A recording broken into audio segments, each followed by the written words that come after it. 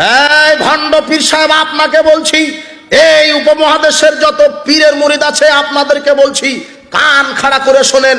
পীরের বাপেরও ক্ষমতা নাই মানুষকে হেদায়েত দেওয়ার জন্য। পৃথিবীতে কোনো নবীর ক্ষমতা ছিল না মানুষকে হেদায়েত দেওয়ার জন্য। সে জায়গাতে তোমার এই মরা এই ভণ্ড পীর কি করে মানুষকে হেদায়েত দিতে পারে? পৃথিবীতে কোনো নবীর ক্ষমতা নেই।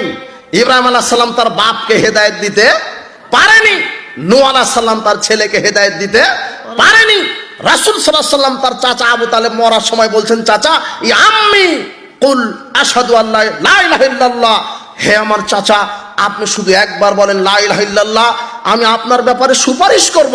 তখন আল্লাহ বলছেন, মুহাম্মদ ইন্নাকা লাহা তাহদি মান আহবাবতা, হে মুহাম্মদ তুমি তোমার চাচাকে ভালোবাসো বলেই হেদায়েত দিতে পারবা, তোমার হেদায়েত দেওয়ার ক্ষমতা নেই।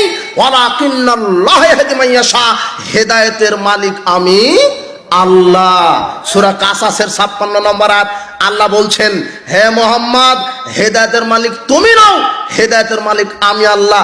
আরে যেখানে নবী সর্বশ্রেষ্ঠ নবী তার চাচাকে হেদায়েত দিতে পারলো না, সে জায়গাতে হুজুর কোরআনের আয়াত মেরে দিয়ে বলছেন যে আমার মুরিদ হও আমি জান্নাত দিব।